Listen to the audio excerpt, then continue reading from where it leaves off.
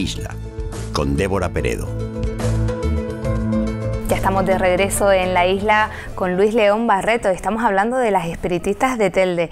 ¿Qué ocurrió con la familia después de todo este caso, después de esa noche, de esa fatídica noche?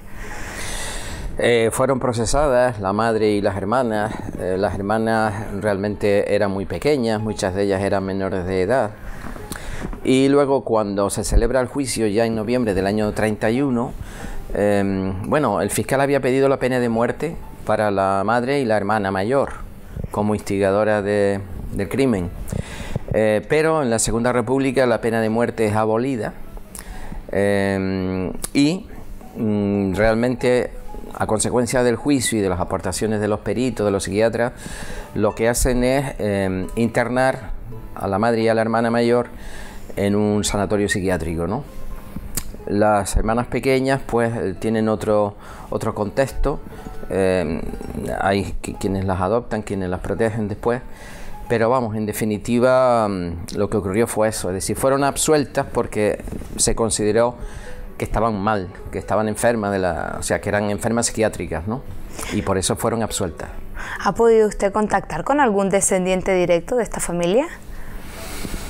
Pues no lo he intentado porque sé que no habría sido tampoco fácil.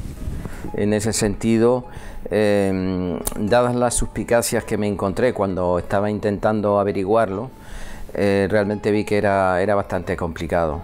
Ya digo, me basé en otras fuentes y no en esas fuentes. ¿Y qué le llevó a usted a esta investigación, a escribir este libro, Las espiritistas de Telde?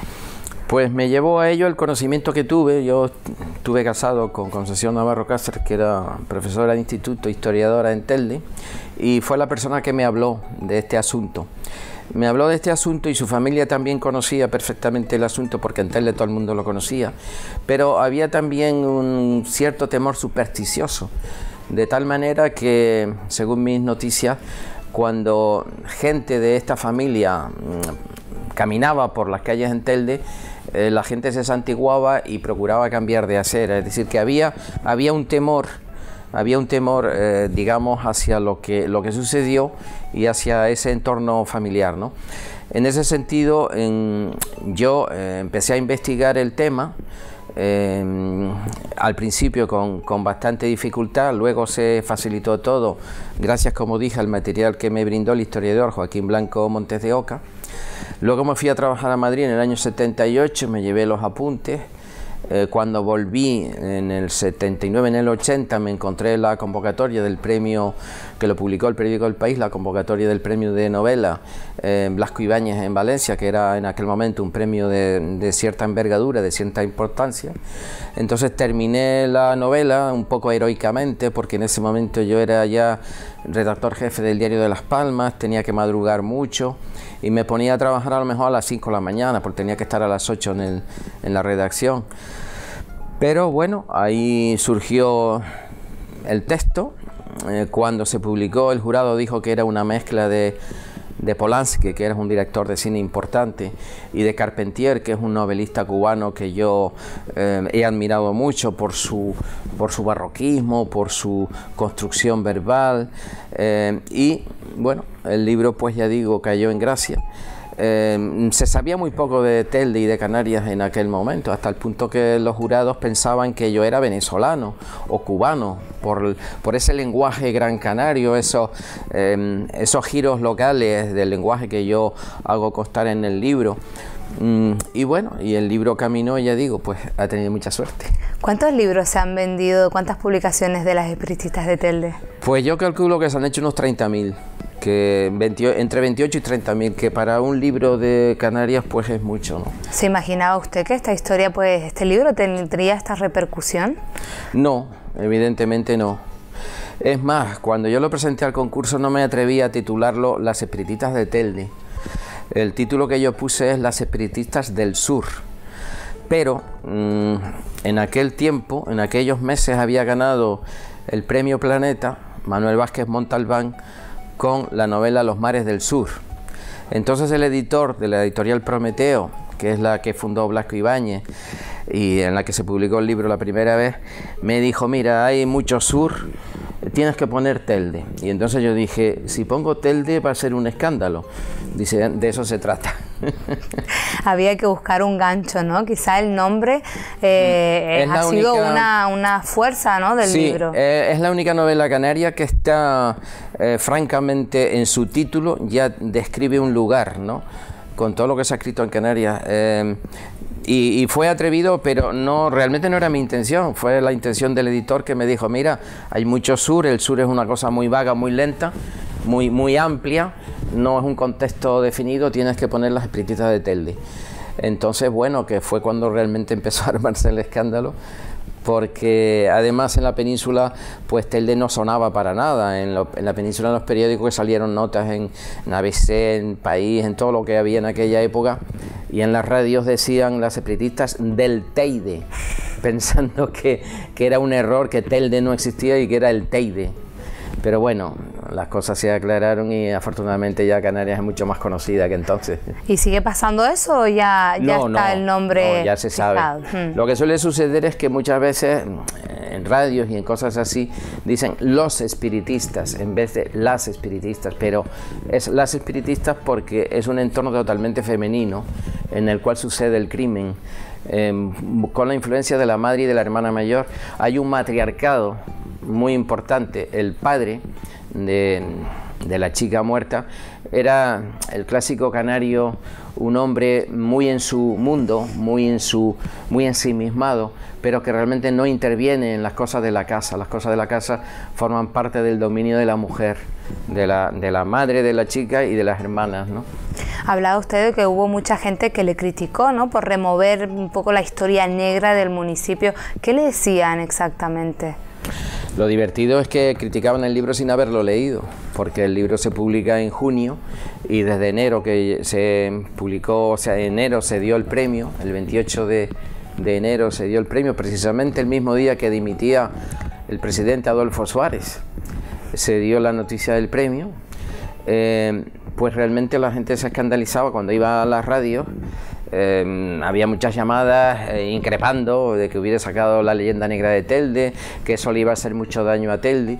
En fin, yo creo que gran parte de la población de Telde entendió que lo que yo quería hacer era hablar de la historia de Telde, del poblamiento de Telde, del mestizaje cultural, de toda la gente que vino de fuera, de todo el tema del comercio del azúcar, que es importantísimo en Telde en el siglo XVI, los ingenios de azúcar que hubo aquí, la mezcla que hubo, la cantidad de esclavos moriscos y del África subsahariana que vinieron a trabajar en los ingenios que había en Telde y en otros lugares de las islas, pero concretamente en Telde también hubo una producción de azúcar muy seria. Y entonces, en ese contexto, sí, me discutían que yo me había inventado la historia, etcétera, etcétera. Pero bueno, ya está entendido que es una historia real, que es una historia que está ahí. Y yo lo que hice fue recrear, pero sobre todo me interesaba también mucho el aporte cubano en la cultura popular de la isla, el aporte de esas supersticiones, de esa cultura popular, porque aquí, ¿por qué existe un pensamiento mágico tan potente en la isla o en las islas? Pues entre otras cosas porque en Canarias no había médicos, había curanderos, había medicina de hierbas, había esteleros, había gente que se amañaba para curar las enfermedades. En la ciudad de Las Palmas, hasta el siglo XIX o hasta el siglo XVIII, los únicos médicos que existían eran los de los ricos terratenientes de Vegueta y los médicos del obispo y de las autoridades eclesiásticas. El resto de la gente tenía que apañárselas con la medicina popular, medicina de hierbas, medicina de magia blanca. La magia blanca es lo que aquí se hacía para curar el mal de ojo, con rezados, con fórmulas, digamos, religiosas, y esto se extendió mucho en la isla. Lo que ocurre en el año 30, en los años 30, es que el espiritismo que se había creado en Estados Unidos en 1851 arraiga en Cuba, y un emigrante, que yo en la novela lo llamo Juan Camacho, en la vida real no se llamaba por supuesto así, trae estas doctrinas, estas teorías, y las difunde aquí en la isla, y esas doctrinas calan en la familia en la cual sucedieron los hechos, ¿no? Entonces me interesa mucho ese aporte cubano, esa mezcla de espiritismo con santería, con Changó, con todos los dioses la santería y esa, digamos, superstición popular alimentada porque en la isla, en Gran Canaria, en aquella época, había un 70% de analfabetismo, había muy escasa instrucción, en Telde no había escuelas prácticamente, sino para muy pocos niños, había una gran emigración a América porque había una gran pobreza y la agricultura era de secano. Entonces, en todo ese contexto es donde yo sitúo la novela, que en su origen arranca cuando llega el primer Pieter van der Walle, que viene de Bélgica, de lo que hoy es Bélgica, aquí a Telde, y luego hago un recorrido por las 13 generaciones de esta familia que se extingue precisamente con el crimen de Telde. Ahí desaparece el último varón que había y por lo tanto se pierde, ¿no?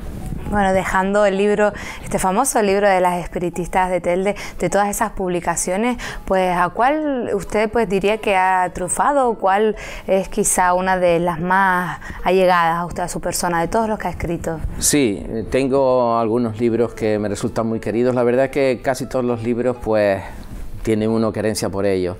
Tengo un libro de cuentos que se llama Mamá, yo quiero un piercing, que es un libro